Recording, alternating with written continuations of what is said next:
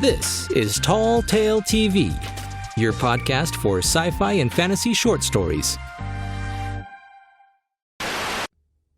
Of Tyrants and Teakettles by Chris Herron. Chapter 11, Berberis. Running down filthy back alleys, vaulting over piles of rubbish, and chasing after her naked brother left Piper to say she was definitely not having the best of mornings. "Come on, Grandad, I know a shortcut." She took a sharp left and slid over the copper hood of an old abandoned car, inadvertently buffing away some of the green corrosion as she did. Anger battled with relief inside her head, so much so that she was just as likely to strangle her sibling as hug him when they caught up. Her feet slammed hard into the weathered cobblestone road as she sprinted off into another alley, doing her best to cut off the horde of angry dragon women. Vel skid to a stop at the rusty vehicle. He looked at the obstacle with a heavy sigh. Fresh out of surgery was not the ideal shape for chasing after someone. He watched the girl disappear down another alleyway and let out a growl of frustration. If he didn't catch up, he would lose his only guide on this backwards realm. Using his frustration, Vel slammed his mechanical hand under the wheel well of the vehicle and cranked back with his elbow. The force caused the car to shift just enough for him to squeeze between it and the wall. He trotted down the empty street and rounded the corner. Piper was standing there, determining the best way to scale a chain-link fence that blocked their path. A moment of relief washed over him as Vel hobbled up behind her. "What was that all about?" Piper stuck her fingers through the holes and gave the entire fence a violent shake. It rattled noisily in the quiet of the alley, but did not give. "I don't know, but I'm not surprised. We gotta catch up to him, but this stupid..." She gave it a frustrated kick. "Fence is in my way." Vel smiled a little as he grabbed a hold of the chain linking and pulled. The supports began to buckle, and metal fasteners popped off, flying in all directions as the fencing tore away from its foundation. He let go of the remnants when the gap was wide enough for them to get through and gestured for her to go first, before following closely behind. Piper ducked down another darkened alley, completely void of any light, and made her way by touch until she found what she was looking for. They could hear the clamorous horde making their way down a nearby street as she pushed against a small red door to a building that had been squished between two larger ones. Light spilled out into the darkness, followed closely by a whirlwind of strong, aromatic scents. A smile broke over her face as she ducked inside, tugging on the sleeve of her companion's coat to usher him in behind her. Vel didn't need to see the tables piled high with miscellaneous garments or the mountains of random fabric to recognize where they were. He had sussed out that mystery by the waves of putrid smell that had hit him before he had even stepped inside. As they clambered their way through the tight quarters, he had even spotted the military jacket he had traded the day before, displayed proudly on a lopsided mannequin. From some unseen back room, Vel could hear the sound of tiny feet scurrying toward them to greet the potential new customer. Before the old woman could reach them, Piper had thrown open the front door and pulled him outside with her. The silence of the fabric-insulated shop erupted into an explosion of screams and curses as the horde of dragon women chased their quarry. Angry shop owners added to the din with their own boisterous complaints of destroyed merchandise and lost product. Still naked and still screaming, Atticus was there, front and center of the mob. One hand was flailing in fear, the other clinging to his hat for dear life. Piper looked up at Vel. "I'm gonna make a distraction. Get ready to help." Before he could even respond, she melted into the crowd of people, disappearing into the shadows and folds of the bustling street like a ghost. Vel redirected his attention to the scrawny little man streaking in his direction, completely at a loss as to how he could defuse the massive mob of escorts that trailed the figure like a pack of scantily clad attack dogs. As Atticus drew close, skirting around the exotic pet vendor, a large stack of bird cages seemed to lean over of their own accord. They crashed to the ground in a tumultuous explosion of dust, feathers, squawking, and animals scattering in a mad attempt to escape their captivity. The frontmost line of dragon women skid to a halt, but the mob behind them had either not seen the spectacle or simply could not stop in time, and the ensuing chaos left several dozen women sprawled out, cursing at one another and fending off varied creatures. Vel looked around for Piper and her brother as the stall owner began shouting at the mob, but he saw no sign of them. He swiveled around in time to see the door to the clothing boutique click shut. The horde of dragon women recovered quickly, now joined by several irate merchants, their eyes scanning the street for the nude menace. Vel was pushed aside by a large, angry woman as she made her way towards the shop entrance. In panic, he chose a random direction, pointed, and shouted, "He went that way! Get him!" The mob surged in the direction he had indicated, crashing like a force of nature toward the far end of the market. Vel slowly stepped backward, doing his best to blend in with the bystanders and duck into the shop without being noticed. The door clicked into place behind him, and he turned to be greeted by the dark-skinned, bare ass of a young man bent double trying to catch his breath. "Whoa!" Atticus pulled his hat off, using it to fan his face as he straightened up, looking to thank whoever it was that had just saved him. "Oh, aye, Piper!" Vel was trying to look anywhere but forward, and was about to suggest that they find the boy something to wear when the ominous sounds of scuttling feet finally reached them. "Hello, welcome to... Hey, no, the boys!" The familiar voice broke over them with unabashed fury. Vel looked down at the little old dragon woman. She gave him a small wink, and he was certain he had heard her mumble, "Except for you, handsome." A cold shudder ran down his spine, and he tried to look away, only to find that field of view more lunar in nature than was altogether comfortable. He settled by looking straight up at the ceiling. "Relax, Granny. He's me brother."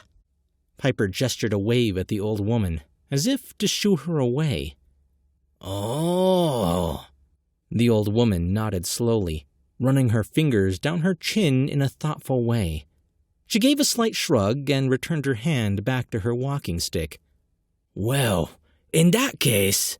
She raised the cane and slapped Piper in her shin with it. "No nude boys!" Piper danced in place, screaming obscenities and rubbing the red welt developing on her shin. Vel lowered his eyes just enough to study the boy's face. Without even prompting it, his AI began running a facial recognition scan and compared it to one he had on file of Attila. Structurally speaking, they were almost identical. There were a few differences. The dark skin, amber eyes, and yellow-gold hair were dead giveaways that this was not the same individual. But he seemed to share the same wiry frame, goofy smile, and even a love of ridiculous hats. Unsure how something like this could happen, Vel chalked it up to the universe having some sort of grudge against him. With a sigh, he snatched a random article of clothing off a stack and thrust it into Atticus's arms. Piper shooed away the old woman again, returning her attention to her brother. She started to move in to hug him, then remembered his state of undress, and compromised by gripping his shoulders affectionately. "Atticus, I was so worried. I've been trying my hardest to get back to you. I was worried something horrible might happen to you." Atticus, oblivious to the clothing being pressed into his hands, gave a dismissive wave. "Just as said you'd be back. I'm so happy to see you. But you shouldn't have worried. I'm fine." Vel held out a second article of clothing, seeing as the boy had failed to apply the first. Yeah, except the angry mob that was just chasing you. The old woman piped up again. Why you not listening? No, nud, boys. Ignoring her, Piper nodded in agreement. He's right. What did you do to make them so angry? Atticus absent-mindedly took the colorful blouse from Vel's hand and tucked it under his arm with the other. Good question. I'm not exactly sure. I guess it started when I ventured into this district looking for some ridiculously obscure sciencey thing, and this woman asked me if I was looking for a trick.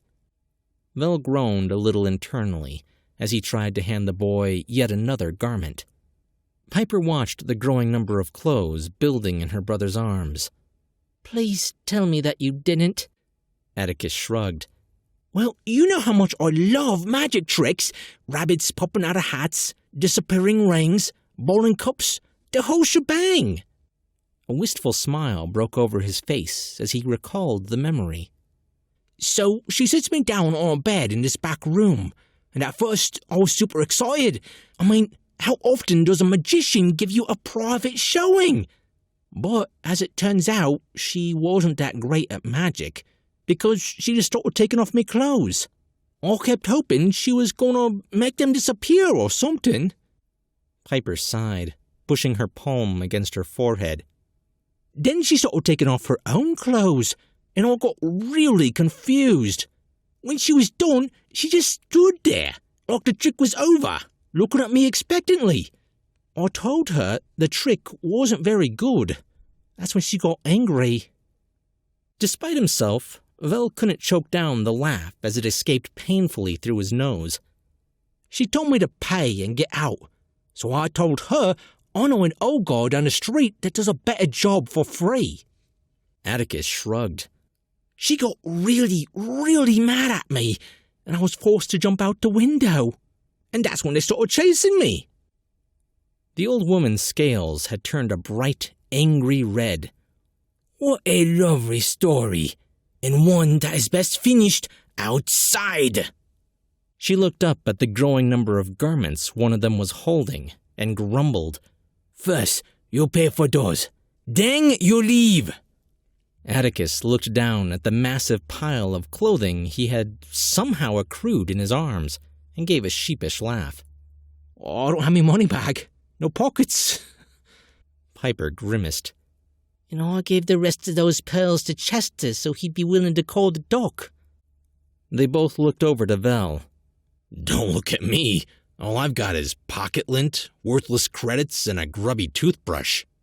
He pulled a face and gave a lazy shrug. The old woman narrowed her tiny eyes.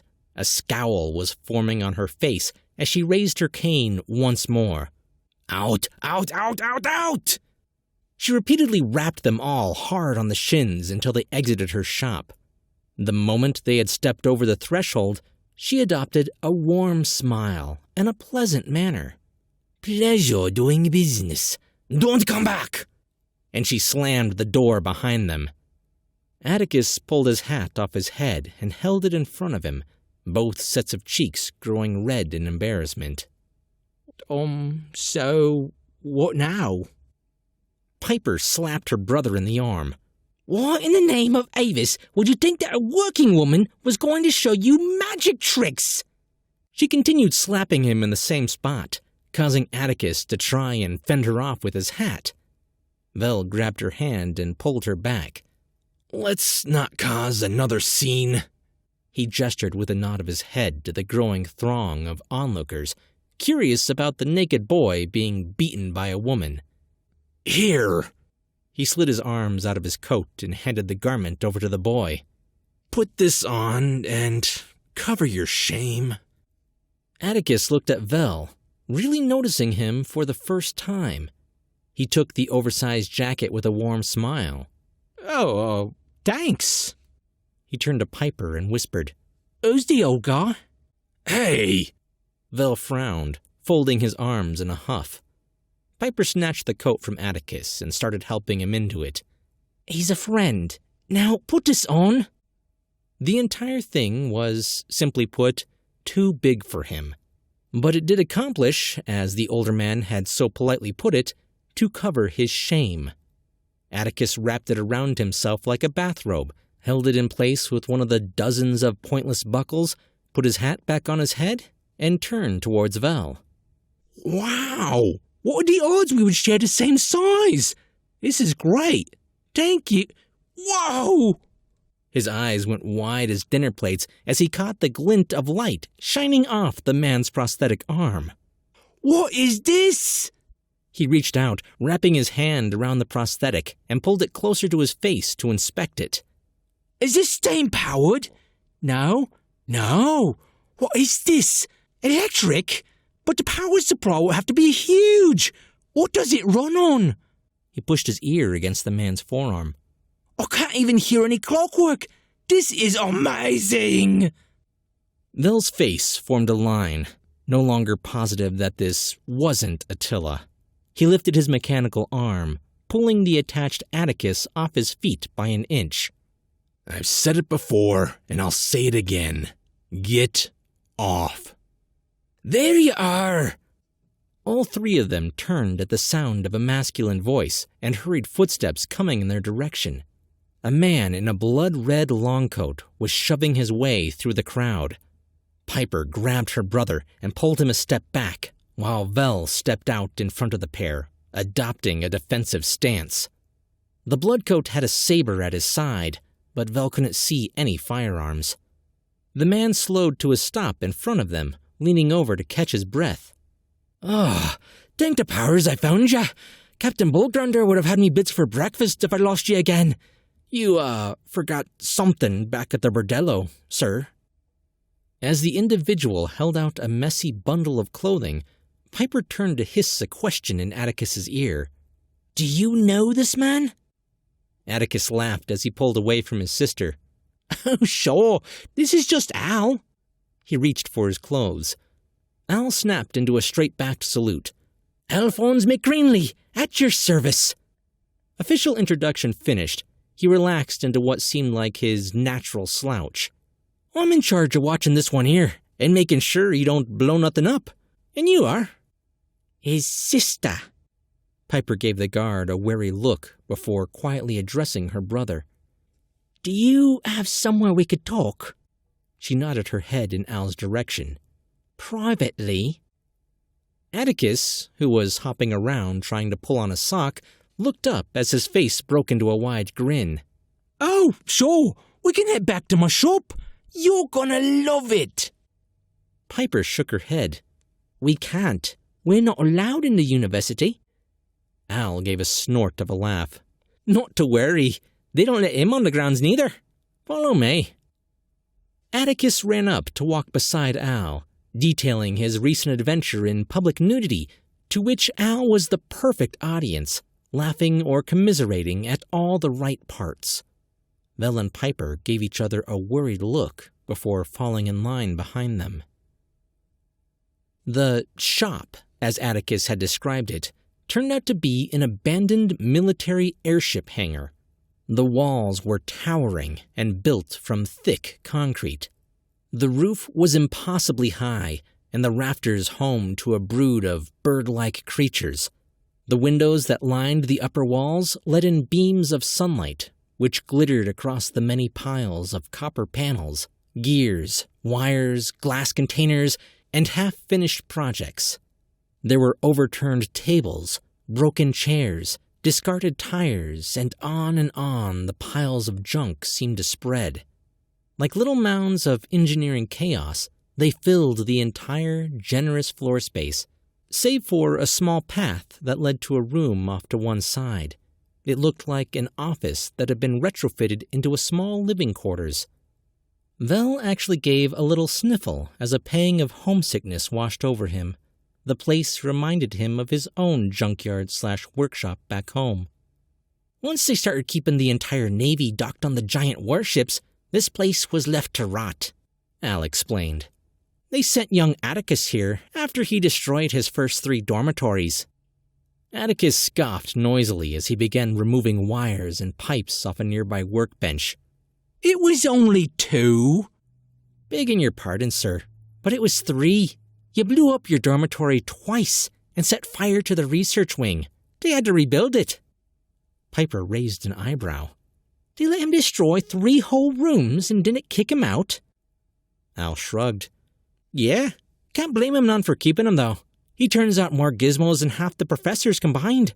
True, most of them are a bit useless." He gestured at a large copper tea kettle that was trundling by them on a pair of spindly, articulated legs. "But enough of them can be repurposed to make the bigwigs think twice about canning him." Storm clouds seemed to grow behind Piper's eyes as she gave Al a dark look. "You're some kind of god, right?" Al nodded. "Yeah." Piper reached out and forcibly spun him around, shoving him out the door. "Then go guard something. I need to talk to me brother." She slammed the door behind him, cutting off his affronted protests. Piper whirled on Atticus. "You have no idea how worried I've been. Everything I went through to get back to you. And the moment I find you, you're all cozied up to the same people that split us apart." Her words were laden with anger, but a hint of anguish carried with them. Atticus, who had never once lost his goofy smile since they had reunited, slowly moved through expressions of surprise, shock, and finally devastation. "But Chester said that I'd be back." She was on the point of tears now. "I nearly died out there, and it's not your fault. I would never blame you. But I thought I taught you better than that. Those men," she gestured angrily towards the door she had exiled Al through, "are using you, just like Chester is using you." Atticus shuffled his feet. "But they're my friends." Piper reached out and hauled her brother into an embrace. "I tried so hard to get to you before they did. I just..." She buried her face in his neck. "I'm here now. We'll get you away from the college somehow." Atticus patted her on the back. "It's okay, Piper. I'm sure you'll like them once you know them." Piper shoved him away, fury and heartbreak warring in her eyes. She raised her hand again, fighting with herself over slapping her frustration away. But at the look of confusion in her brother's face, she lowered her hand. It wasn't his fault. He was just easily manipulated. The next time she saw Chester, she thought, she would give him another piece of her mind. She breathed out angrily through her nostrils and stomped off toward the living quarters. She threw open the door and slammed it shut behind her. Vel and Atticus stood in stunned silence for several long minutes. Atticus leaned towards Vel. "So, can I take a look at your arm now?" Of Tyrants and Teakettles is Book 2 of the ongoing Sci-Fantasy series by author Lesley Herron. Join us as the adventure unfolds, with new chapters releasing every few weeks.